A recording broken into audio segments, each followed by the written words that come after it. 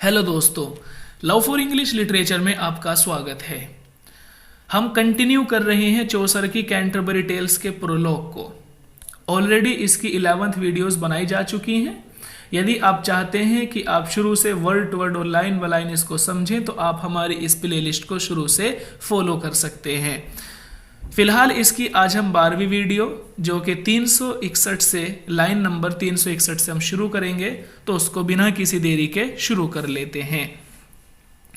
N haberdasher and a carpenter, weaver, dyer and tapicer कि इन लोगों के दरमियान जो ये पिलग्रिम्स हैं, इनमें एक हार्बेडेशर यानी एक सुई धागे का काम करने वाला है, कारपेंटर एक कारपेंटर है, अ वीवर एक जुलाहा है, अ डायर एक जो डाई वगैरह करने वाले लोग होते हैं डायर है, रंग वगैरह का काम करता है, एंड टाइपिसर और एक डेकोरेशन का काम करने वाला है। तो ये पांच है ये कि एक तो सुई धागे का काम करने वाला भी है, एक कारपेंटर है, एक वीवर है, एक डायर है और एक टैपिसर है। आगे देखें।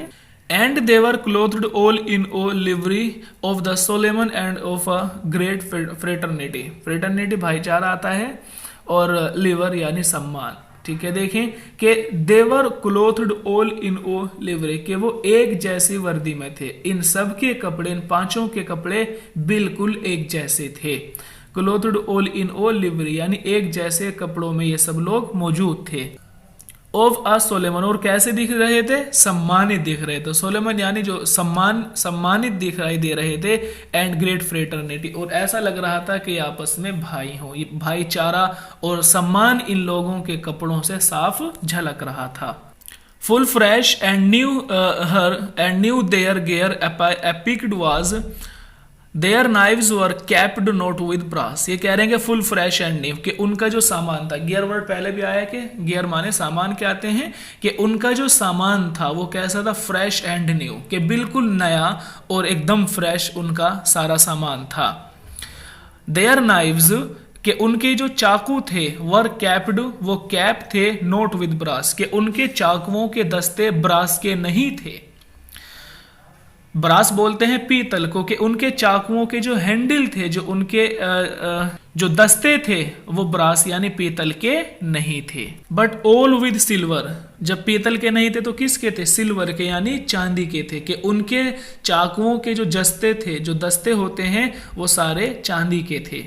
Road full clean and well, कि ऐसी चांदी जिसको रोट यानी जिसको कूटा गया हो, वेल एंड क्लीन बेहतरीन करके, यानी चांदी को अच्छे से कूट कर उनके चाकुओं के दस्ते बनाए गए थे। देयर ग्रिडल्स, कि उनके जो कमरबंद हैं, ग्रिडल्स पेटी के आते हैं, कमरबंद जो पेटी वगैरह बांध लेते हैं, कि उनकी जो पेटियां हैं, एंड देयर पाउचेस और उनकी जो थैलियां हैं, है ना, उनके जो सामान रखने के बैग्स हैं एवरीडेल, ये कह रहे हैं कि वो भी बहुत अच्छे से बनाए गए हैं, कि उनके जो बैग्स वगैरह हैं, उनकी जो थैलियां हैं, उनके जो पेटी हैं, ये सब चीज़ बहुत अच्छे से बनाई गई हैं। Well seemed each of them a fair Burgess, Burgess citizen को बोलते हैं कि वेल सीम्ड के बहुत अच्छा लगता है, ईच ऑफ देम उनमें से हर एक आदमी, अ फेयर बर्जिस यानी एक बेहतरीन सिटीजन, के उनमें से हर एक आदमी, इन पांचों में से हर एक आदमी एक जबरदस्त, एक सम्मानित, रेस्पेक्टेड सिटीजन महसूस होता है। To sit in a yield hall on a dais, और ऐसा लगता है कि दिन के समय में कि ये लोग यील्ड हॉल में भी बैठते हैं। यील्ड हॉल में वो लोग बैठते हैं जो सम्मानित होते हैं, जैसे कि कोर्ट में, पार्लियामेंट में बैठते हैं, इसी तरह यील्ड हॉल, कि ऐसा लगता है इनको देखकर कि जैसे ये दिन के समय में यील्ड हॉल में बैठने का इनको सम्मान हासिल हो, कि इनमें से देखने में हर आदमी एक अच्छा सिटीजन मालूम होता है, और ऐसा लगता है कि ये लोग यील्ड हॉल में भी बैठते हैं। Everyone for the wisdom that he can, यहाँ पर कैन के माने नो के आएंगे यानी जानना। ये कह रहे हैं कि उनमें से हर एक आदमी, एवरीवन उनमें से हर एक आदमी, फॉर द विजडम बहुत ज्यादा अक्लमंद लगता है, कि हर एक आदमी उनमें से बहुत ज्यादा अक्लमंद मालूम होता है।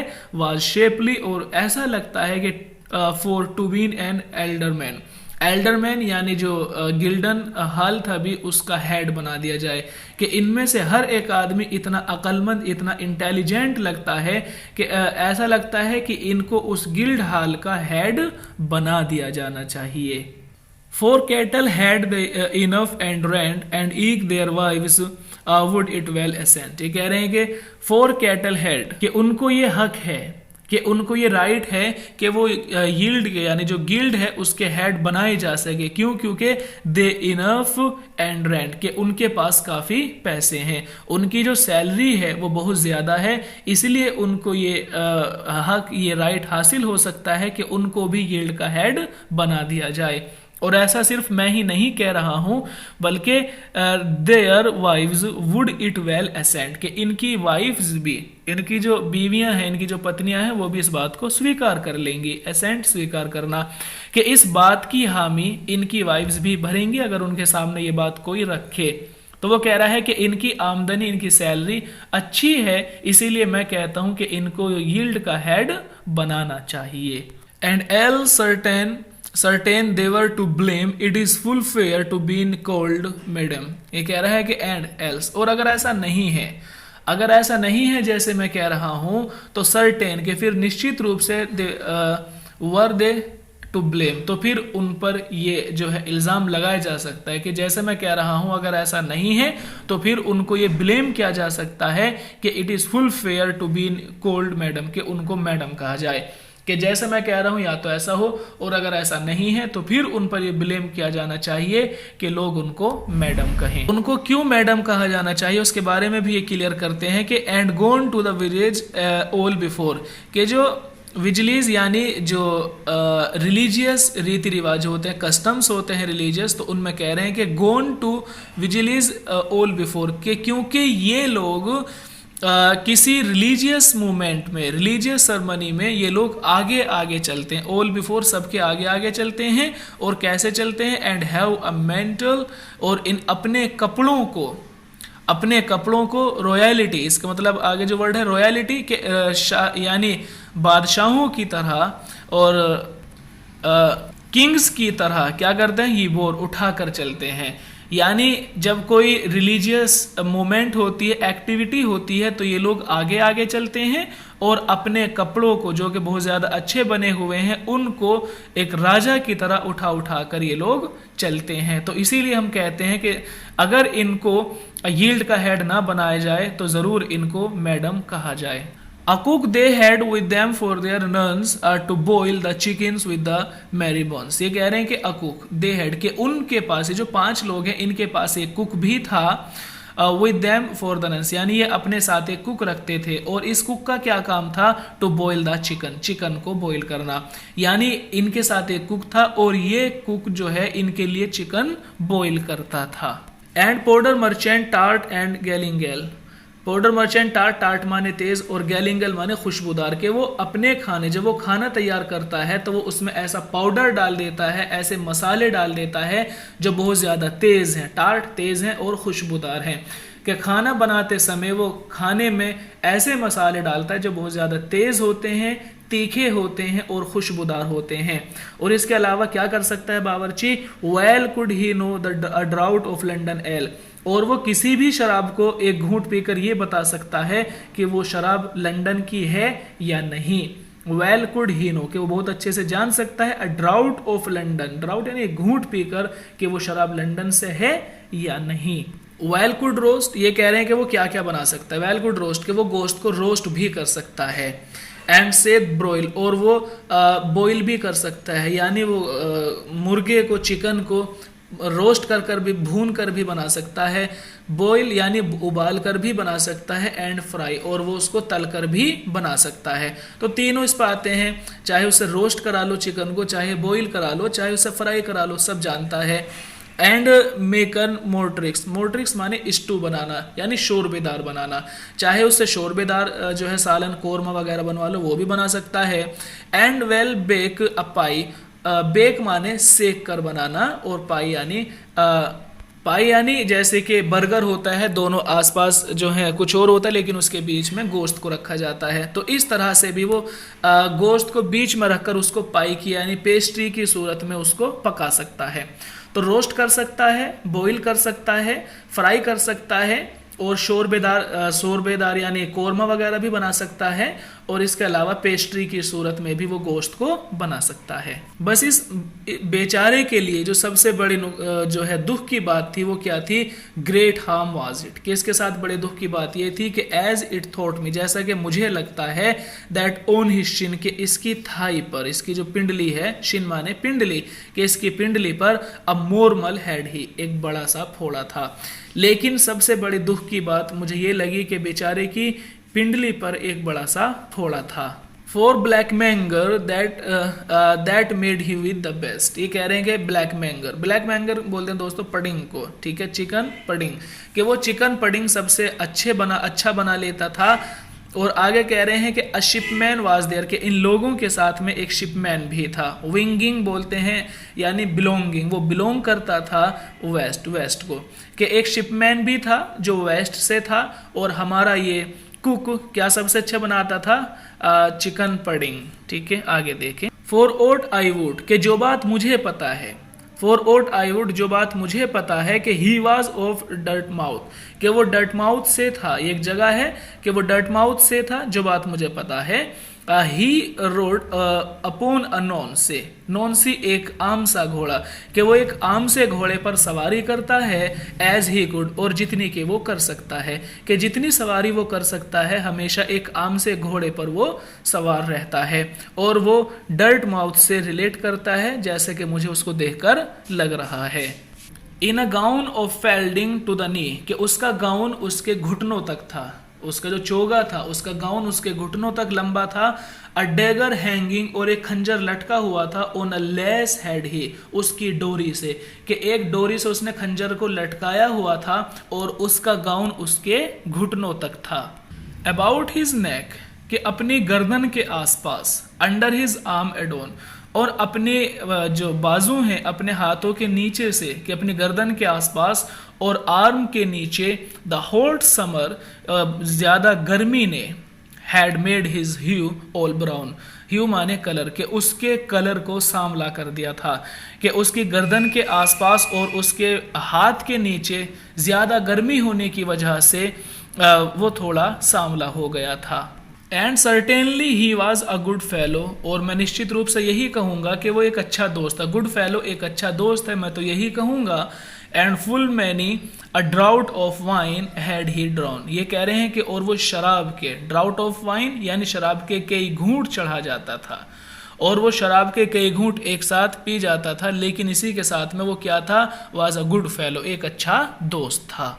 फ्रो Bordeaux ward while that the chapman sleep, और जब वो बर्डॉक से वापस होता था, ठीक है, वाइल द चैपमैन बोलते हैं मालिक, और जब मालिक सोया हुआ होता था, जो शिप का कैप्टन है वो सोया हुआ होता था, या जो माल का मालिक उसके पास जो भी होता था, जब वो सो जाता था तो वो क्या करता था, ऑफ नाइस कॉन्शियंस टू की नो कीप, और वो अपने ज़मीर की कोई परवाह नहीं करता था।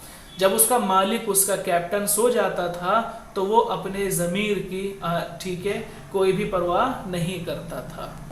If that he fought and had the higher fond, ये कह रहे हैं कि अगर वो किसी से लड़ता, अगर वो किसी से लड़ाई करता, and he the higher fond, और वो उससे जीत जाता, अगर वो किसी से लड़ाई हो जाती उसकी और वो उस लड़ाई में जीत जाता, तो ये तो शिप में रहता था, शिपमैन है ये, तो क्या करता, by water he send them, तो वो उनको पानी में फेंक देता था, उनको हारे हुए इंसान को वो समुंदर में फेंक देता था, टू एवरी लैंड, और समुंदर के रास्ते से ही उनको उनके घर पहुंचने में मदद देता था, यानी उनको शिप से नीचे फेंक देता था और फिर पानी के रास्ते से उनको घर पहुंचाता था। ये तो एक तरह का सटायर है, इसके मीनिंग पर ना जाए आप, बस ये एक सटायर है कि हारे हुए इंसान को वो पानी में फेंक देता और फिर पानी के रास्ते उनको घर पहुंचने में उनकी मदद करता। बस इसका जो भी सेंस आप समझ लें कि उसने तो उनको समुद्र में फेंक दिया, अब वो कहीं भी जाए इससे क्या मतलब है उसको, ठीक है। आगे देखें, but of his craft to रेकने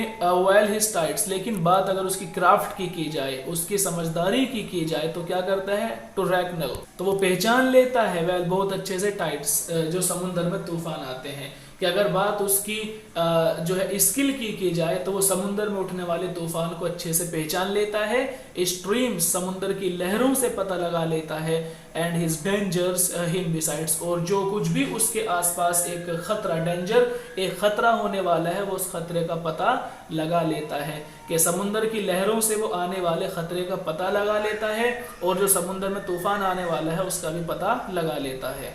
his harbour, और उसको जो बंदरगाह है उनके बारे में बहुत अच्छी जानकारी थी, एंड हिज मून, और वो चांद को देखकर भी पता लगा लेता था, यानी समुद्र की लहरों को देखकर तूफान का पता लगा लेता था, और इसी तरह बंदरगाहों का पता लगा लेता था, और चांद को देखकर भी वो चीज़ों का पता लगा लेता था। हिज लोड मैनेज, और ये कह रहे लोड मैनेज के कहाँ पर जहाज को रोकना है, कहाँ पर जहाज को नहीं रोकना, इस बारे में भी उसको अच्छी जानकारी थी। There was none switch from the Hull to Carthage, के हल से कार्थेज तक कोई भी उसके जैसा आदमी नहीं था। देयर वॉज नन स्विच, कि कोई भी इतना काबिल, इतना योग्य आदमी नहीं था हल से कार्थेज तक जो इसका मुकाबला कर सके। हार्डी ही वास, बहुत ज्यादा मजबूत था, है ना, बहुत ज्यादा स्ट्रॉन्ग था, एंड वाइज, और बहुत ज्यादा अक्लमंद था, टू अंडरटेक, फैसला लेने में, कि फैसला लेने में बहुत ज्यादा अक्लमंद था, बहुत ज्यादा मजबूत था। विद मैनी टेम्पेस्ट, के बहुत सारे तूफानों का उसने सामना किया। Had his beard been shake, जिससे उसकी दाढ़ी पूरी तरह से जो है झंझोड़ सी गई थी, कि उसकी दाढ़ी को कई तूफान ने झंझोड़ सा दिया था। बहुत अच्छे से फैसला लेना जानता था, और इसी के साथ काफी स्ट्रॉन्ग था। He knew all the heavens, कि वो सारी बंदरगाहों को जानता था, है ना, जो भी पोर्ट हैं, जितने भी बंदरगाह हैं, वो सबके बारे में जानकारी रखता था।